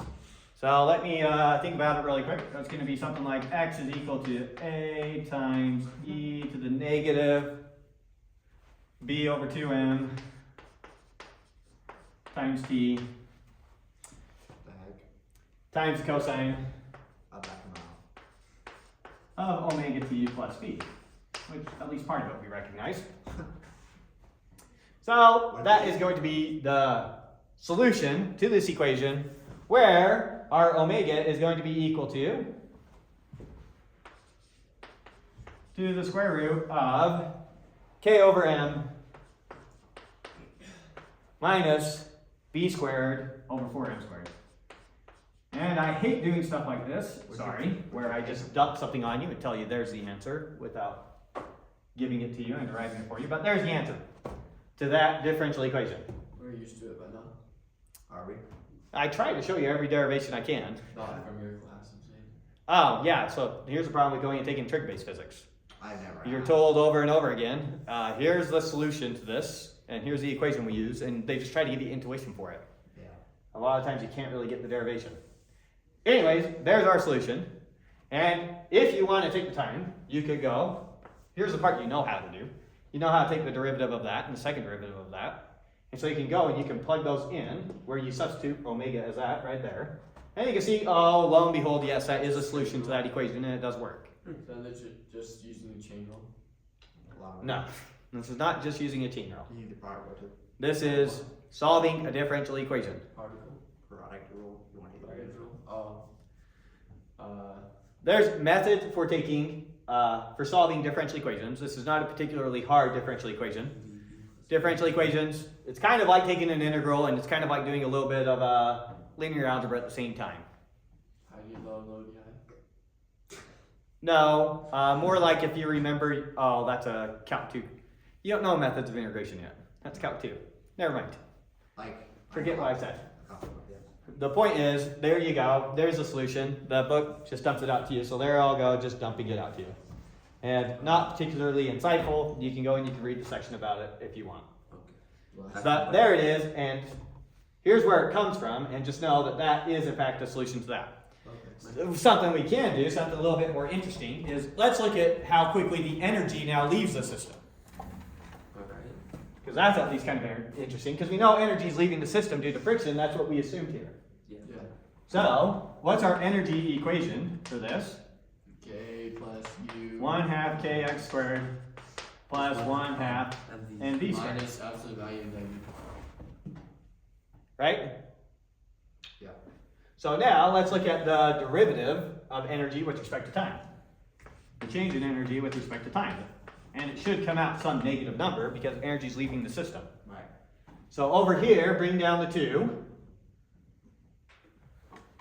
Bring down the 2, Yeah. cancels out that. So we get k times x times chain rule, the derivative of x with respect to time, which we know is v. V. Chain rule. Remember, I'm taking the derivative with respect to time of everything. Yeah, but we're not going to use that X for that. No. We'll be able to see it without doing that. Okay. And then same thing here, plus bring down the 2. 2. 2 over 1/2 gives us just 1 mv. And then chain rule times the derivative of velocity with respect to time, which is a. With me? Yeah. And now, this is equal to, factor the v out of both things, and we get kx plus ma. Now, if you come and you look up here, if you move the kx over here, kx plus ma is equal to Minus BV. minus bv. And so this kx plus ma is minus bv. And so it's actually equal to minus b times v squared. That's our change in energy with respect to time. So it's proportional. So it's proportional to whatever the resistive force is. This would depend on like the material that the spring is sliding upon, Proportion, basically. or the thickness of the air if we're doing it in outer space or whatever, in some sort of medium that way. Right. And then v squared, which again we kind of guessed from our own experience, just watching springs go. Right. That makes sense. So there's our change in energy with respect to time. What's V or B? Velocity. V is just velocity. B. Oh, V, it's your constant, which depends upon, so if I've got this spring sliding across, some floor, it would depend upon how sticky that floor is, So or how soft it is. Out of all the ways to calculate energy going out of the system, we use it's rubbing against something, That's going to be the primary way that it loses energy, not intrinsically. not through just heating up the spring, no. Okay. So that's sort of like the coefficient of friction. Yes, it's a lot like that. Yeah. Okay, so there we go, there's end of lecture material. Let's do some examples actually. Pick a couple. I want to do an example with simple pendulum, an example with the physical pendulum. Okay. Damped oscillation, that one's not as interesting because it's just plug and chug. Look, they're just telling you what to think on that board. They're just telling you what to think. They're what? They're just telling you what to think on that you're erasing. They're telling me what to think. Yeah. A bunch of trig identities. Just giving you the formula, that's what he said. Those are just deriving some of your basic trig identities. Well, there was no driving, they just told you. Oh, he just gave it to him? Yeah. Well, that's boring. That is point. I assumed he was driving on the right-hand side and then No, that, riding him on the that's left. Use of them. All right, so we can scribble here. And grab my marker. And we'll do the first example problem after we introduce, let's see, simple pendulum. So let's go to our section with the simple pendulum. Here it is, so example problem. Okay, we got simple pendulum. Find the period and frequency of a simple pendulum whose length is 1 meter long, where g is equal to 9.8. So they tell us our length is 1 meter, and they said to use for g 9.8. And our job is to find, what does they find? The period and frequency. So we're looking for period, and we're looking for frequency. Okay, this is just stupid, easy. I don't see it. Here's frequency, here's period. Let me that's- put a big box around it. I already gave you both the equations for this. Yeah. Here's frequency, here's period. It's very boring stuff. All you gotta do is plug in those exact numbers. Pretty tough. Pretty tough. So our period is going to be equal to, we'll write out exactly what you're gonna plug into your calculator. 2 pi times the square root of, we're doing period, right? So it's gonna be L over G, Yes. 1 over 9.8. G over L. Oh.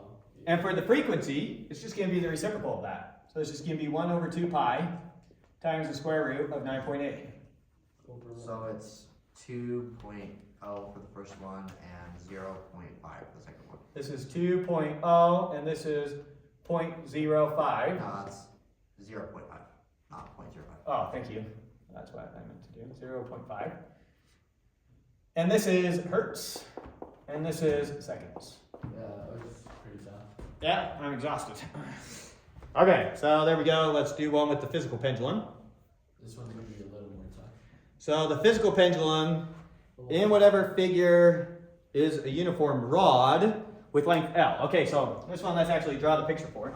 So our physical pendulum is going to be a rod, because it has to be something we can calculate the moment of inertia for. Oh, so they're all gonna be perfect objects anyway. So they're going to be perfect objects, if that's a perfect object.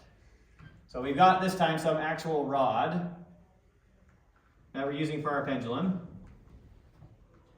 Does density change moment of inertia? They said the length of it is big L, I believe. You You always assume it's uniform. And it's pivoted. So these numbers are so off, it's insane. No. You can't calculate. Pivoted. What is the period of its motion? So we're looking for period. So we're looking for an equation that gives us a period. We know it has length L, and I'm assuming we know the mass of it. Didn't we find it? Didn't we? Oh, okay. No, we don't know the mass. We only know L. But we'll say it has mass, big M, just like we can write equations with it, but we would expect that to cancel out in the process. Okay. So here it is. Here's its pivot point. We're assuming it's pivoting at the top, swinging along some angle theta. There it is. Okay, what is the moment of inertia for a rod? I'm sure you guys have this memorized. 1/3 M R. In this case, it would be L squared, right? Yeah. Okay, 1/3 ml squared. That's impressive. I did not expect you to have that memorized. I know.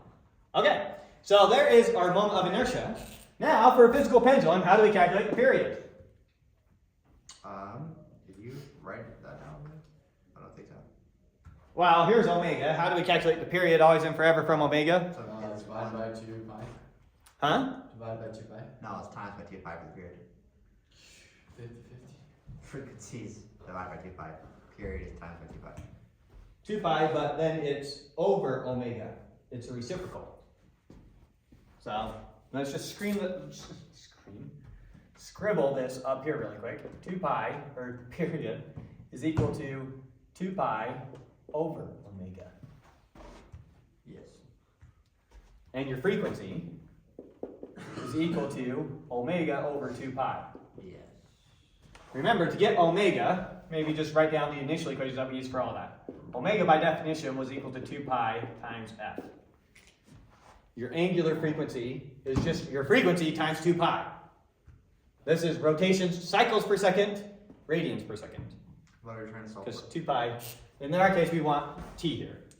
So t is going to be equal to 2 pi divided by w, or the reciprocal of whatever our omega is. Our omega is right there, so take its reciprocal. So it's going to be times the square root of, in the top we have I, which in our case is 1/3 ml squared. And in the bottom we have mg. What's our d here? D's distance It's L. just L, right? Yes. Yes, it is. L halves. It's the distance to your center of gravity, or your center of mass. Ah. So d was your distance to center of mass. So don't get confused by that. Oh. So there's an L halves down here. That's. You with me? Yes, that's Yeah. good. Pretty much. Okay. So this 3 goes down here and that 2 goes up there. If we want to cancel that out, should have done a big M because that's the same big M. So big M cancel out with big M. This L cancel out with one of those L's, leaving an L up there. That 2 goes upstairs, the 3 goes downstairs. So we have 2 pi, the square root of 2L over 3G. Pretty simple. We can just calculate that, right? Well, I think they just want a formula. I bet you they want to calculate it. 2 pi times the square root of 2L over 3G. Okay, that's what we did.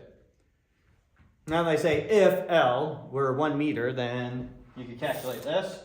So if you plugged in a 1 meter long rod, then that would have been 1.64 seconds. Yes. Notice, when we did 1 meter long with a simple pendulum, our period was 2 seconds. Using a rod instead would have shortened it a little bit, but still within the same ballpark. Interesting. So this is a mass at the end of a string 1 meter long. This is using a rod 1 meter long. Why does it get shorter? Harder to rotate, I guess? Or You can kind of think about it as more of the mass is being put up, and it's effectively shortening the string. Gotcha. Okay. And you also are losing some energy to that actual rotating of the You object. are not losing any energy, do you think? Not losing it, but storing it in. You're not storing it in. Because you have to account for your kinetic energy in both cases. Right. Right? What's your actual energy when you are considering the actual rigid body? You have 1/2 mv squared plus 1/2 KX. I omega squared plus, if we're talking about a spring, then the spring, if we're talking about a simple pendulum, then it would be mgh, Which is your where h is to your center of mass. gravitational potential. Yeah, if we were talking about pendulum. If we were talking about a spring, and then this doesn't really make sense on the spring because it's a physical pendulum. Yeah. But you have to account for the kinetic energy in the rotation. So some of your energy goes into that, is essentially what's lost counted. no work done by the twerk or jerk or whatever, then would it just go forever? All these would go forever if there was no external anything. He's not saying that. There's no work being done on the system or no work Yeah. that the system's doing. It's just saying, when we were talking about a mass swinging on a pendulum, we did not talk about there being any energy stored in the fact that it's rotating. It was just all in the fact that it's moving. Right. Okay. But now you have to account for that, and with something like a rod, that starts to matter. Right. Okay. So that was an example with the physical pendulum. Damped oscillation, they don't even give an example prompt for. And the last section, they also don't give an example for, which I'm not going to worry about, and you're not going to have any homework on it. That is on driven oscillation, where you keep applying a force over and over again. And you can go read it. It's just a talk-heavy conversation or section because you can't do any of the derivations. They give you one formula in there, which I'll never make you use for calculating the amplitude. But if you want the formula, here's what the formula is for calculating the amplitude. The amplitude is going to be equal to the max force being exerted to drive the system divided by the square root of, here we have k minus m times omega squared, all squared, plus b squared times omega squared onto the radical to get your amplitude. You can go read where that formula comes from, but since we are in zero way deriving it, I just don't like doing that. We don't have the math. And I didn't even have something nice to at least kick off with like we did with this. We don't have the math for it. Yeah. No, we do have the math for it. With differential equations, yes, you could go and start working with this once That's what again, I but mean. You don't have the No, math you for it in don't. this class. Yeah, I don't have that. right. So there was just nothing nice I could do with it easily, so that's why. Do you want to teach differential equations? I wouldn't mind teaching differential equations, that'd be fun. But anyways, okay, so that ends it for lecture. Any other questions that you have that you want recorded? All right, it's gonna take me a while to get this and the discrete math one uploaded. This